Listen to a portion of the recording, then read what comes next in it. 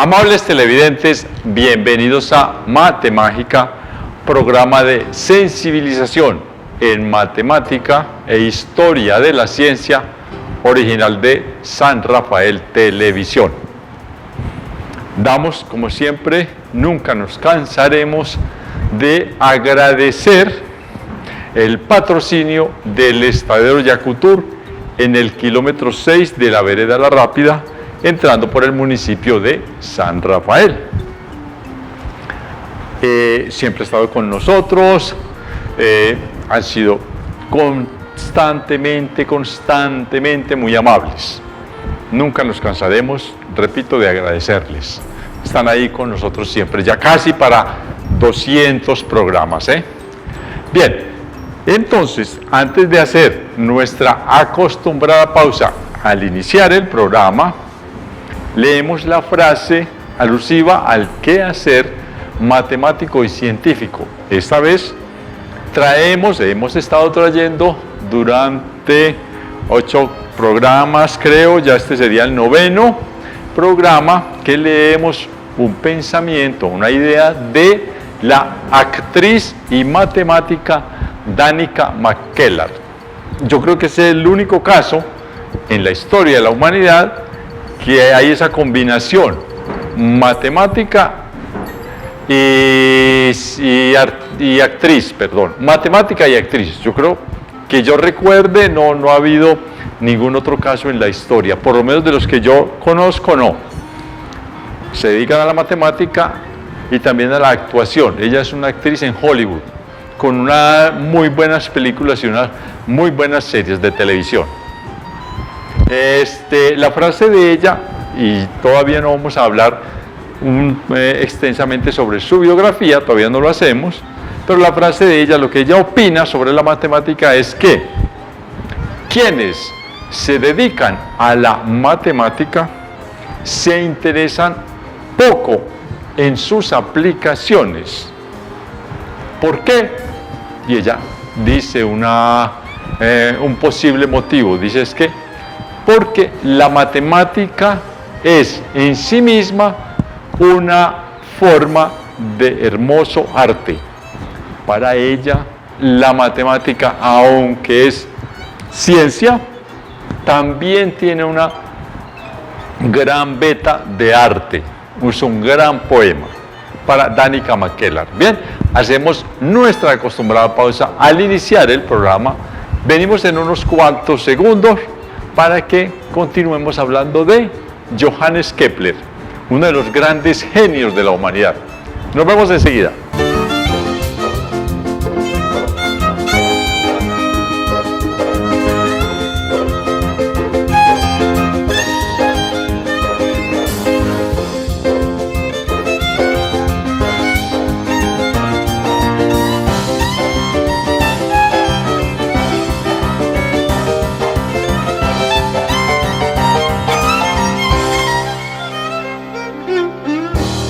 Amables televidentes, gracias por continuar acá con San Rafael Televisión en el programa Matemágica. Venimos trayendo a colación la biografía en estos programas de un astrónomo y matemático llamado, lo vamos a escribir completamente, Johannes, este es el nombre de él, espero que sea con doble N y no con doble S. Johannes Kepler. Él es un matemático y astrónomo alemán, Johannes Kepler, que nació en el año de 1571 y murió en el año de 1630. Voy a corroborar porque ustedes saben que yo esto no me lo grabo sino durante 5 minutos. Espero que en estos 5 minutos no se me haya olvidado. 1571, 1630, perfecto. Johannes Kepler. Habíamos estado diciendo de Johannes Kepler que era un niño con bastantes complicaciones de salud desde que nació, y muy pequeño, si no estoy mal, algo así como a los 3 años, ¿sí? 1500, vamos a escribir fechas, solo para que nos vamos ubicando, no para que nos grabemos absolutamente nada. 1574. Si él nace en 1571, aproximadamente unos 3 años, él contrajo la viruela, y esa enfermedad de la viruela a él le dejó una secuela bastante complicada en la movilidad de sus manos.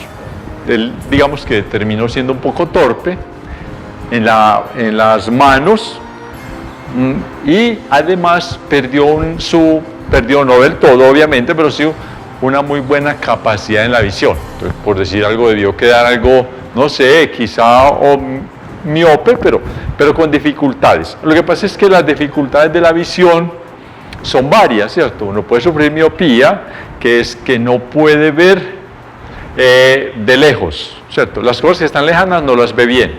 Puede sufrir hipermetropía, que es cuando uno no puede leer, sí, ya cosas de cerca. O también hay una que se llama astigmatismo, a veces se combinan unas con otras. Yo conozco esas tres, son varias por supuesto. Hay una que ya se me olvidó que se llama presbicia, se me olvida, recuerdo solo el nombre, Pero el astigmatismo es que uno ve las figuras como más alargadas que anchas, entonces uno ve a una persona robusta y la ve delgada, pues estoy exagerando, pero es eso, ¿cierto? Las ve, se ajustan en lo horizontal y se alargan en lo vertical. Eso es, para que lo entendamos en términos muy generales, el astigmatismo. Bien, él quedó sufriendo de eso. Algo que se me estaba olvidando decirles en el programa pasado, cuando iniciamos, es que la mamá de él, llamada doña Caterina y Guldenmann, es muy posible, ¿cierto? Es muy posible, más o menos, me puedo equivocar, pero apostaría a que este Guldenmann es algo así como dorado, aquí es con doble N, algo como algo dorado. Este Guld, que es gold en inglés, es muy posible, me atrevo pues a lanzar esta propuesta. Ustedes podrán buscar Guldenmann, algo así como dorado, quizá una persona que trabaja con el oro o que es de un color así, en fin, es muy posible, pero solo para que nos lo vamos grabando. Caterine, esto es con E, Caterine, no Caterina, Catherine Guldenmann era la mamá. Se me había olvidado decirle, sí las había mencionado, recuerdo, pero ella pues era obviamente una ama de casa, gente muy humilde. Los Kepler habían sido como, por el lado de los Kepler del papá, habían tenido cierto renombre. El abuelo había sido una persona importante dentro de fue alcalde del pueblo donde él nació. Él nació en Bael, volvamos a repetirlo, donde nació Kepler, Weil der Standa. Bueno, no recuerdo la otra parte, ¿cierto? Es lo que yo recuerdo. Ahí debe estar, pero yo no me voy a buscarlo ahora. Algo así. Weil der Stand. Bueno, esta parte se me olvida. El abuelo de él fue alcalde de este pueblo. O sea, era una persona importante, pero ya el hijo, el señor Kepler, se llamaba el Henry, lo podríamos corresponder con el Henry nuestro, con el Enrique, se llamaba Heinrich Kepler. Ya no era una persona de tanta posición social, era más bien un poquito bohemio, le gustaba el licorcito. Entonces la familia era una familia para esa época de cuando Johannes Kepler era un niño, y durante el resto de su vida fueron gente muy humilde, les fue mal económicamente, bien. Pero además la madre de Johannes Kepler, doña Catherine Guldenmann, fue una señora que, para rebuscarse la vida, ella tenía un hospedaje, o sea, en su casa recibía algunos viajantes, algunos viajeros que pasaban por esa zona. Entonces era una fonda, obviamente, con una especie de hotel pequeño, un hospedaje, y ahí llegaba mucha gente. Voy a adelantarme algo posible, sí, voy a decirles, inclusive ya estando muy mayorcito Kepler, para esta época no, para la época de niño obviamente no, pero ya estando más mayorcito, estudiando, digamos, lo que nosotros conocemos como secundaria, a Johannes Kepler le gustaba llamar la atención, bueno, no tanto como para descrestar, sino como un poco una especie de juego con los visitantes, con los huéspedes de su madre. Él les contaba cosas de matemática y él era feliz hablándoles sobre matemática y los descrestaba, de verdad, porque tenía una gran capacidad Johannes Kepler para la matemática. Bien, ahora sí, volvamos a Heinrich Kepler en la época de muy niño. El papá, estando ese niño en primaria, ¿cierto? El papá lo puso, pues no lo sacó del estudio, no, lo sacó por unas épocas, pero después hubo pues convenios entre la familia para que el niño más bien hiciera dos cosas: trabajar como un jornalero agrícola y seguir en el estudio, porque el papá sí lo sacó fue del todo: trabaje, mío, que aquí no hay plata. Bueno, son cosas que pasan. Era muy humilde esa familia, decimos. Pero Kepler, sin embargo, no dejó el estudio, él hacía las dos cosas. Las labores en el campo, era un jornalero, él tenía que alquilar su capacidad, que era poca, ya lo sabemos, ¿cierto? Su capacidad fisiológica, manual, para poder ayudar en el campo, alquilar su mano de obra, que le pagaran y ayudar en la casa. Pero también en esa época el niño Kepler, niño y joven, trabajaba como agricultor, jornalero.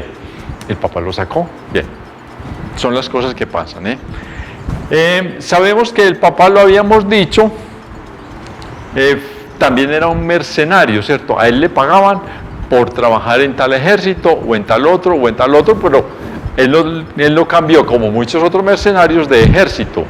No era en el ejército que más le pagaban, sino el que le pertenecía a Austria, que era el príncipe que los mantenía a ellos en esa época. Austria es un país que a veces pertenece del todo, como si fuera un departamento, para que hablemos entre nosotros, a Alemania, y otras veces como independiente, ¿cierto? Entonces ha estado más o menos que pertenece a Alemania y que se independiza de Alemania. No ha sido muy frecuente, pero ha pasado por ahí, creo que 2 veces ha sido parte de Alemania como departamento. Hoy es un país independiente, pero en Austria se habla el alemán, lo conservan desde vieja data. Perfecto. El papá se alquilaba y la mamá alguna vez se fue a buscar al marido de campo de batalla en campo de batalla, de campamento en campamento, hasta ubicarlo. Eso fue entre el año de 1574, pues cuando él estaba niño, que contrajo la viruela, hasta 1576.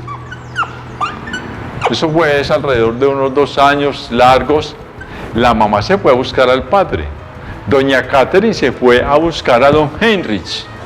Y entonces durante esta época Johannes Kepler vivió con los abuelos. Mientras la mamá lo buscaba, al fin lo encuentra, se vuelven y se radican en un pueblo que se llama León Fácil. Esto sí, Leonberg. Esto quiere decir como el pueblo de León, ¿cierto? Fácil de grabar. Allá vivieron durante una época.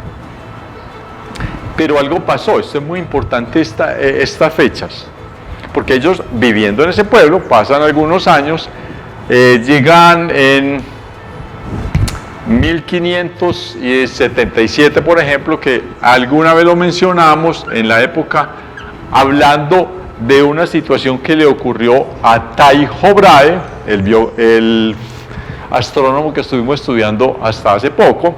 En 1577 apareció la supernova que llamamos la supernova de Tycho, ¿cierto? En esta época Tycho ya era un hombre muy maduro. Johannes Kepler era un niño, tenía 6 añitos en esa época, y la mamá lo llevó a una colina, estando en Leonberg, lo llevó a una colina a que viera, porque la supernova, lo que llaman la supernova de Tycho, ¿cierto? Vamos a escribir aquí, la supernova de Tycho.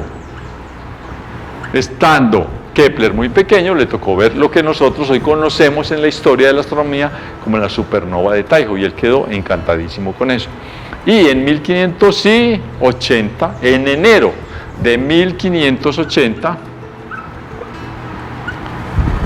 el padre, el señor Heinrich Kepler, lo lleva a otro asunto importante de la astronomía, ¿cierto? Lo lleva a conocer, a ver, ¿sí?, el eclipse, también lo lleva pues por esos lugares de Leonberg, a ver el eclipse lunar, ¿cierto? Un eclipse de luna, ustedes ya más o menos identifican, aquí lo hablamos alguna vez, qué es un eclipse de luna y qué es un eclipse de sol, y que no es un eclipse de tierra, porque el eclipse de tierra nunca lo podremos ver porque nosotros estamos en la tierra, entonces no podemos ver cuando la tierra se oculta, ¿cierto? Porque estamos aquí en la tierra, para nosotros no se va a poder ocultar.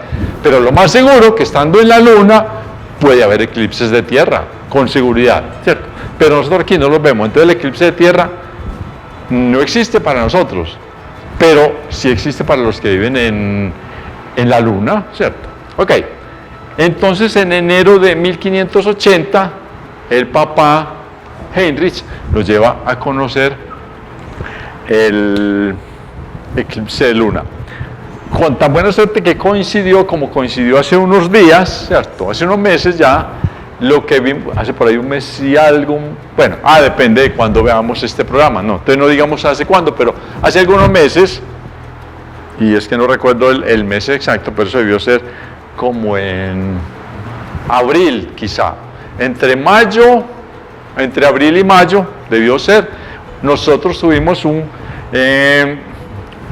fuimos testigos aquí en el planeta Tierra de lo que llaman un eclipse de luna. Lo llaman luna sangrante, porque la luna se ve de un tono rojizo bastante visible, bastante notorio. Entonces lo llaman eclipse de luna roja. Lo llaman así en algunas ocasiones, en otros llaman, en otros un poquito más poéticos le dicen luna sangrante. Me parece más bacano luna sangrante. Y él se quedó muy entusiasmado con eso, ¿cierto? Kepler quedó, pero ¿cómo así que la luna roja? A esas horas de la noche, empezando la noche, la luna roja. Muy extraño. Y él quedó obsesionado con eso. Tanto que pasan unos años, él ya aprende muchas cosas. Aquí estaba muy chico, tenía 9 añitos, Sí, 9 añitos, pero él quedó obsesionado con ese color de la luna en ese momento. Es un efecto de los rayos del sol, obviamente, y él quedó tan obsesionado que estando ya muy mayor, lo veremos, escribió un libro donde habla sobre eso, un libro sobre óptica, ¿cierto? Ya estando él muy mayor, pongámoslo esto aquí que ya lo vamos a borrar. Escribió un libro sobre óptica, lo llama la óptica de Vitellio, llama él ese tema. Vitellio es otro señor que hizo algunas investigaciones sobre óptica, y entonces él toma ese nombre anterior y lo retoma y habla sobre ese efecto de la luna sangrante. Ya es capaz de explicarlo, pasan unos años y ya es capaz de explicarlo, eso que le dejó obsesionado a él cuando tenía 9 añitos. Bien. Entonces ya él con esas dos vivencias, él quedó absolutamente enamorado de la astronomía. Por supuesto que también quedó un poquito, no tanto, enamorado de la astrología, porque en esas épocas, él estando muy niño, él creía que eso era verdad, ¿cierto? Que uno adivina el nombre viendo dónde está Júpiter y cuándo nació el otro, y entonces si por allá está Júpiter y por allí está Capricornio, y por allí no sé quién y no sé quién y no sé quién, entonces usted va a ser un tipo con mucha plata y va a ser un tipo muy inteligente. Pero yo nunca he podido ir a un horóscopo donde le digan, hermano, a usted le va a atropellar un carro. Eso sí no lo dice, porque como a uno le tienen que dar ese entusiasmo, ¿cierto? Para que uno se crea, porque es que no hay cosa más bacana que a uno le hablen bien de uno. Cuando le hablan mal a uno de uno mismo es muy maluco. Entonces, ya los que hacen astrología saben por dónde se meten, ¿cierto? Bien, él terminó no creyendo mucho en eso. Vamos a verlo también más adelante.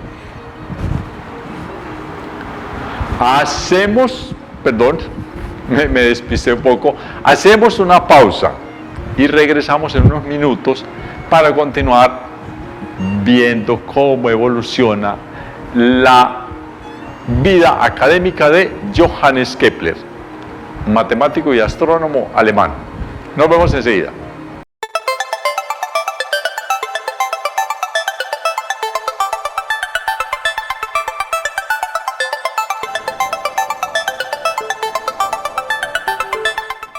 Amables televidentes, gracias por regresar a Matemágica para que continuemos viendo la vida de Johannes Kepler, que no es tan emocionante como la de Tycho Brahe, ¿recuerdan? Porque Tycho Brahe tenía una forma de ser con una emocionalidad a flor de piel, entonces él era un alegretas, bueno, perdón la palabra, pero digámoslo así, vivía feliz con todo le entusiasmaba. Dicen que pendenciero, ¿no? Tycho Brahe no era pendenciero, le tocó pelear una vez, no sabe uno exactamente por qué, pero no se la pasaba en peleas, él se la pasaba en mucha buena rumba, como decimos en América Latina. Los latinos decimos la rumba, la vida alegre, todo aquello. Entonces, Kepler, uno podría decir que Kepler es una persona más aburrida, ¿cierto? Pues sí. En lo que se refiere a la actitud vital, la forma de ver la vida cotidiana, Johannes Kepler era más apocado, más tranquilo, incluso que Johannes Kepler llegó a sufrir de algo que se llama hipocondría, ¿cierto? Hipocondría les sucede, es una enfermedad psicológica, en la cual uno se mantiene como tan preocupado de que le está cayendo enfermedades que de verdad, por la sola sugestión y el ánimo que se le bajan las defensas y el estrés de estar pensando en las enfermedades, de verdad se enferma. No es tanto por lo que dice alguna gente como que es que el espíritu atrae la maldad o los sufrimientos, no es tanto así. Es que eso de estar preocupado por la salud estresa. Y entonces el mismo estrés hace que uno se enferme. Es una cosa tiene más lógica que esperar como que es que de pronto la mente atrae las enfermedades. No es tan así. Él sufrió de hipocondría, pero en parte sí tenía razón.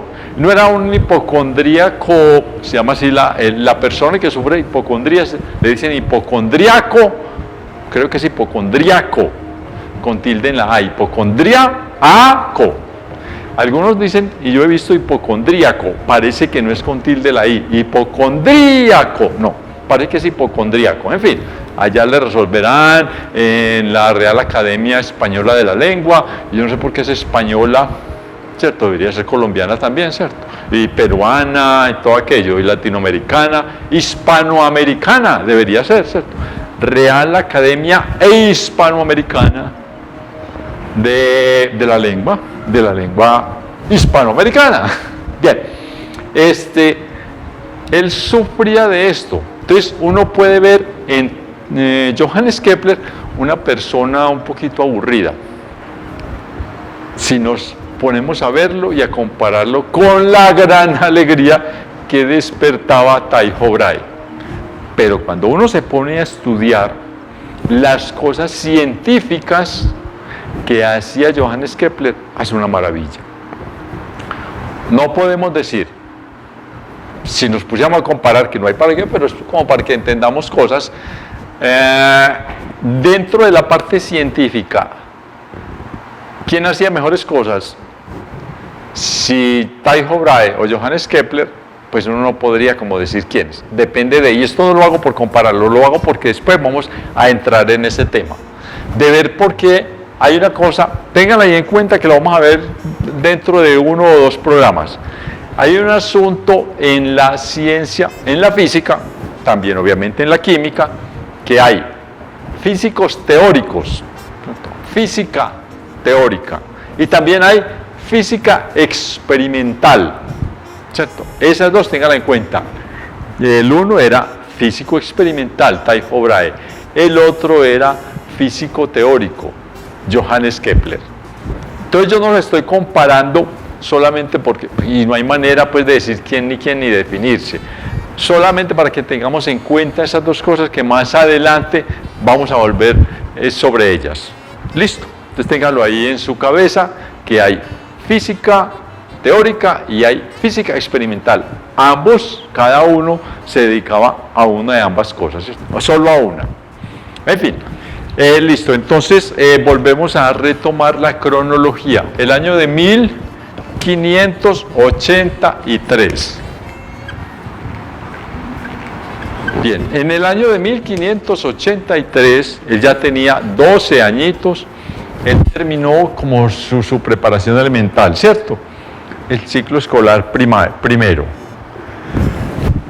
Pero recordemos que a la vez él trabajaba como jornalero agrícola, él tenía que ganarse la vida y ayudar a su familia, que no era muy adinerada, para nada adinerada, era más bien demasiado pobre, pero esa era una manera que tenían de conseguir alguna entradita más para los frijolitos y las yuquitas, ¿cierto? Allá no había yucas en esa época. En esa época no había yucas allá. No habían llevado, a Europa casi no han llevado yucas. Bien, la yuca es americana. Listo. En 1586, 3 años después, él logra, 1586, él logra entrar a una institución muy importante de esa época que se llama el Seminario Superior, ¿cierto? Seminario Superior, no vamos a poner superior, de Maul, hasta si no lo sé escribir, voy a tener que pastelear, muchachos. Ustedes volteen, apaguen el televisor mientras yo pasteleo, ¿cierto? Para que no me vean pastelear. Maulbronn, se escribe así, Maulbronn. Era una institución muy importante en esa época para el estudio de la teología. Por supuesto esta ya no era teología cristiana, muy parecida hacia la cristiana, pero Tycho Brahe era protestante. Vamos a entrar un poquito en ese detalle que es bueno saberlo. En el año de más o menos 1451, ¿sí? Voy a volver un poquito atrás. Vamos a hacerlo por aquí. 1451, un señor alemán llamado, se me olvida, bien, el que inventó la imprenta, Gutenberg. Se escribe, si no estoy mal, con doble T, Gutenberg. Este es el apellido. No, Gutenberg, se me olvida el nombre. Lo tenía en estos días. Me acordaré luego. Gutenberg inventa un aparato, obviamente que grandísimo y todo lo que quieran, y no tan eficiente como los de ahora, ya no existen hoy tampoco, la tipografía, ¿cierto? La imprenta.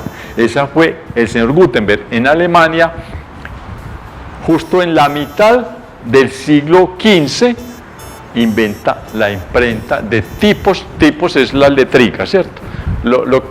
Las cuñas que hacen las letras sobre el papel se llaman cuñas móviles porque se podían retirar para cambiarlas y obviamente hacer una página diferente a la que se acaba de hacer. Se pone toda la escritura de la hoja y se imprime varias veces, y pasa el papel y esta hoja viene acá y pasa otra hoja y la imprime y se retira un poquito la página que está al revés pero con los tipos, viene y entra una hoja, la aplasta, ahí queda marcada la hoja, pasa la hoja, esto vuelve atrás, aquí viene otra vez otra nueva hoja, la página esta que viene pues con unos rodillos y unos discos, pega, imprime, se retira y se repite el ciclo y se imprimen varias páginas de una vez. Y bueno, entonces esa página se le quitan los tipos, ¿cierto? Las cuñas, las formas de las letras, se pone una página nueva, se escribe ahí o al revés se insertan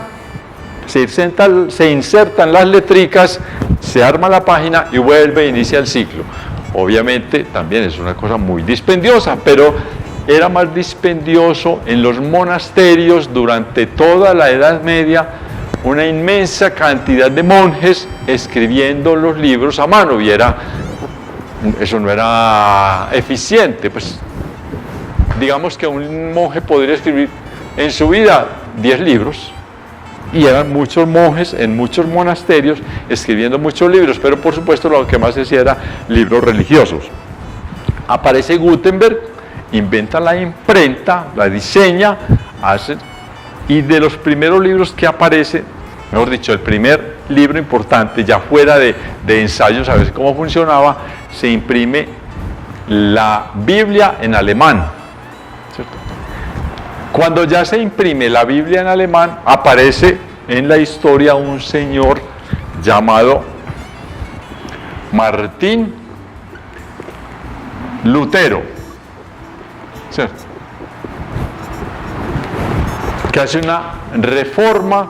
Él era católico, inicialmente era cristiano, obviamente, apostólico y romano, pero tuvo una idea diferente. Dijo, vea, esta Biblia ya no está en latín, que es un idioma que nadie se sabe, ya la estamos imprimiendo en alemán. Entonces cualquiera que sea capaz de leer en alemán, porque es que el latín era un estudio que casi no lo permitían para que nadie supiera leer la Biblia.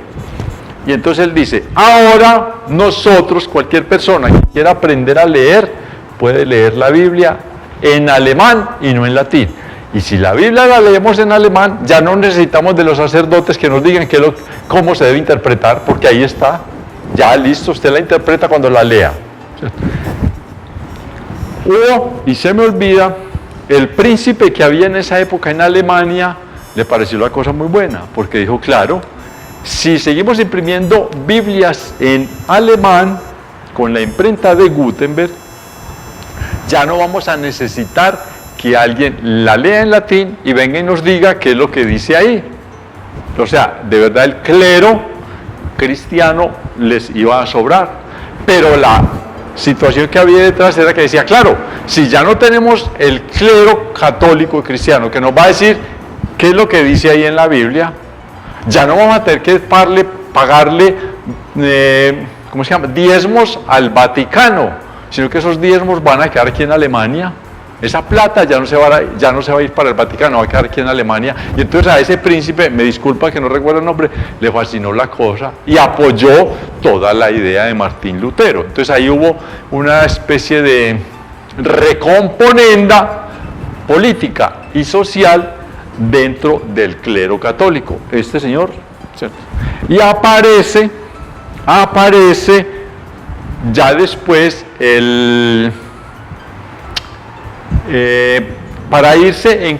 para atacar a Martín Lutero, ¿cierto? Para hacerle contrapeso a Martín Lutero, la Iglesia Católica, Apostólica y Romana en el Vaticano lanza un movimiento al que llaman, se llamó la Reforma. Lo que hizo Martín Lutero se llamó la Reforma. ¿La Reforma de qué? Del mundo cristiano. Entonces el mundo cristiano, para contrarrestar eso, hizo la Contrarreforma. Esto lo vamos a necesitar más adelante, ¿cierto? Por eso lo estoy ampliando un poquito. La Contrarreforma es lo que debió hacer, las estrategias que debió tomar el Vaticano para contrarrestar las ideas de Martín Lutero y de su príncipe, que repito nuevamente, me disculpan, se me olvidó el nombre, es que hace días que yo no leo esto, ¿cierto? Perfecto. Entonces, Johannes Kepler fue criado, porque esto fue en 1500, a finales de 1500, ¿cierto? Del siglo XV, aparece Martín Lutero, finales del XV, principios del XVI. Y ahí, en esa época, es que está muy joven nuestro buen amigo Johannes Kepler, y como él era alemán, entonces también le tocó estar en la Reforma. Entonces él estaba estudiando y de verdad él adoraba mucho a su Dios, creía en Dios, era místico, teólogo. Para él Dios era parte central de su vida, para Johannes Kepler. Pero lo estaba viendo desde el otro lado, desde el lado del protestantismo, ¿cierto? Los que hicieron la Contrarreforma con Martín Lutero. Perfecto. Cuando él va al seminario de Molbronn, se lee así Molbronn, en 1586, que se dedica a estudiar esto, él hacía teología desde el protestantismo.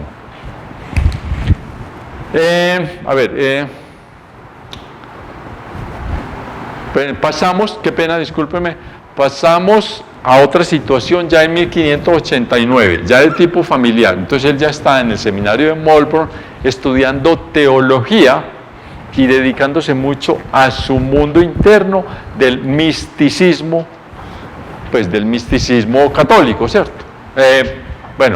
Protestante, pero es casi lo mismo. Entre el protestantismo, desde el punto de vista teológico, la diferencia entre el protestantismo y el catolicismo no es mucha. La diferencia está ya desde el punto de vista político y social, ¿cierto? Eso se volvió, ya fue un movimiento de otra índole. En 1589, el padre de Johannes Kepler, llamado don Heinrich Kepler, vuelve a la guerra, se va. Ya, se va. ¿Se acuerdan? Estaban en Leonberg. Él se fue para Molbro, que es un pueblo por ahí muy cerca, y en 1589, estando Johannes Kepler en el seminario superior de Molbro, el papá, pues con necesidades económicas y afugias, pues dice, otra vez de mercenario, muchacho, yo no tengo cómo conseguirme la vida, se va. Y el señor Heinrich Kepler desaparece. En medio de la guerra no se sabe, no se volvió a saber qué pasó, quién lo mató, dónde lo enterraron, quién daba cuenta de eso, cuánto le pagaron, a la familia no le dieron, ¿cómo es que se llama eso ahora? La ley de víctimas. En esa época no estaba por ahí los comunistas pidiendo plata en favor de los que matan la guerrilla y los paramilitares. En esa época ni siquiera se hablaba de paramilitares, no se hablaba de guerrilla. Entonces no había que pagarle a nadie, si se moría de malas, ¿cierto? Y ahí se perdió la plática de Johannes Kepler. Menos mal, hoy no se pierde, pero ahí tenemos otro lío, ¿cierto? La plata de hoy, por las víctimas, no se pierde, pero a mí me volvieron una víctima de la pereza. A mí me pagan, pues a mí no, estoy poniendo un ejemplo, a mí me pagan por mi tío, tataratío, tatarabuelo, que no sé qué, que no sé quién, fulano, y voy y reclamo, y yo ya no tengo que preocuparme de nada ahí. Me he hecho tranquilo, al gastarme la plática que me manda el Estado. Entonces también me están dañando por el otro lado. No sabía qué es mejor, si le pagan o si no le pagan. En fin, estamos en matemática, no en sociomática. Bien, ok. Entonces, el señor Heinrich Kepler, chao, muere. Nadie pregunta por él, nadie responde por él, ley de víctimas no había en esa época. Y entonces nuestro querido amigo Johannes Kepler, ¿cierto?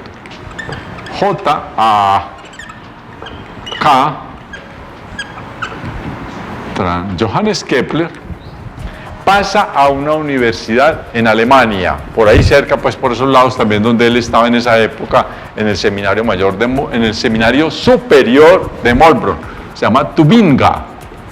Esto es una pronunciación en español, allá debe escribirse un poco de otra manera y leerse de alguna otra manera, pero yo no encontré en alemán, porque es que el alemán a mí no me gusta, ¿cierto? Me fastidia el alemán.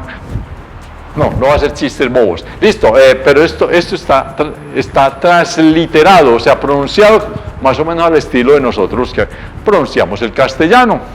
Él se va para Tubinga a estudiar, ¿cierto? A estudiar, ojo, a seguir estudiando teología, para convertirse nuevamente, pues, para convertirse luego, cuando terminara sus estudios de teología, para convertirse en un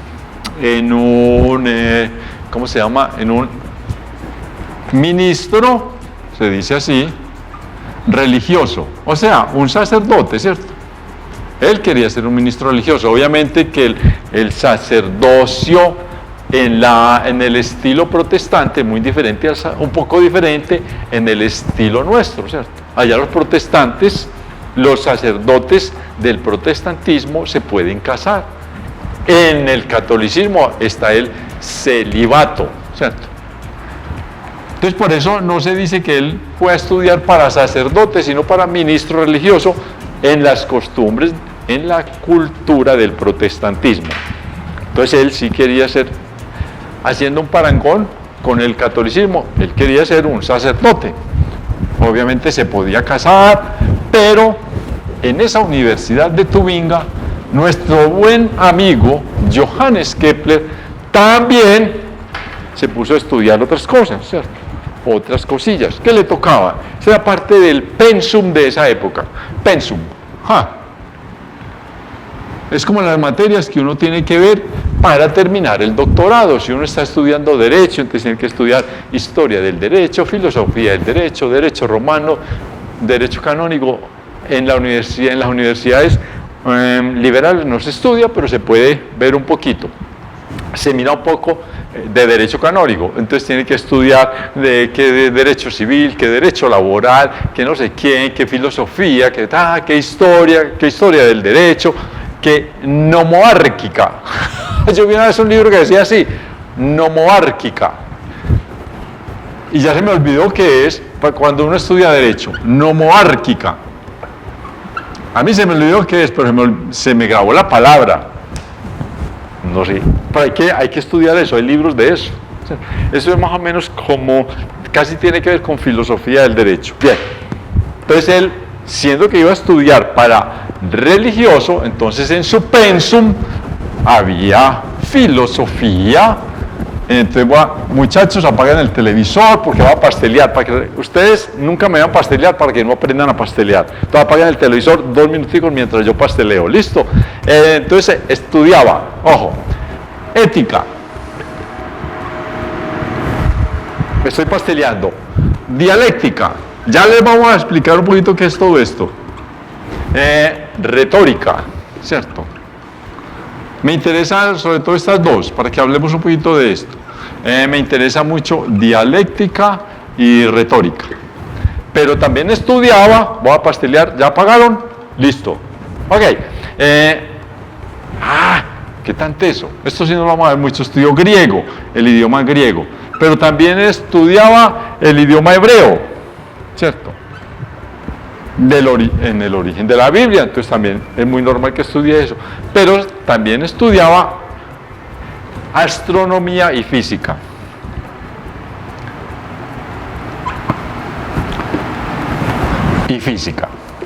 Entonces hay muchas cosas de las que yo no voy a hablar acá. Pues física, ustedes todos saben más que yo de física. Astronomía, ustedes saben 50.000 veces más astronomía que hebreo, ni se diga.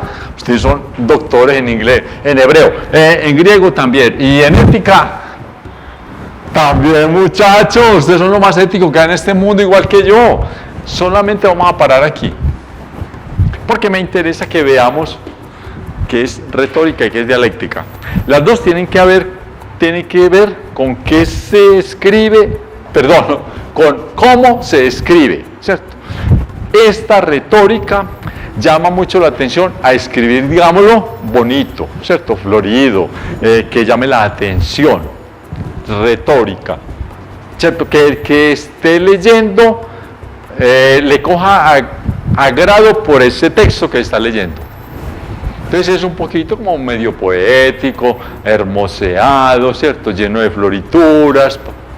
Ok, retórica. Pero dialéctica sí tiene que ver con la lógica.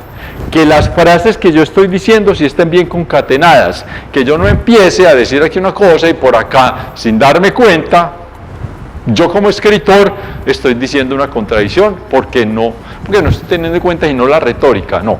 La dialéctica tiene que ver con los encadenamientos razonables del escrito, ¿cierto? Entonces había que estudiar las dos. Había que hablar como bonito y como con cuidado, ¿cierto?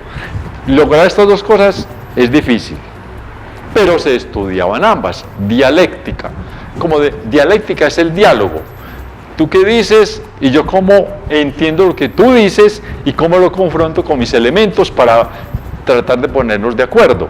En este caso con dialéctica pues ya no hay diálogo, sino que es el monólogo, pero yo tengo que estar atento a qué digo y a cómo puedo mejorar lo que digo o contradecir lo que digo porque el juicio me está dando otra cosa.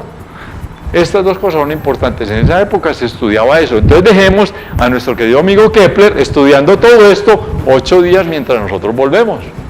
Amables televidentes, gracias por estar acá con nosotros en Mate Mágica. Nos vemos en 8 días.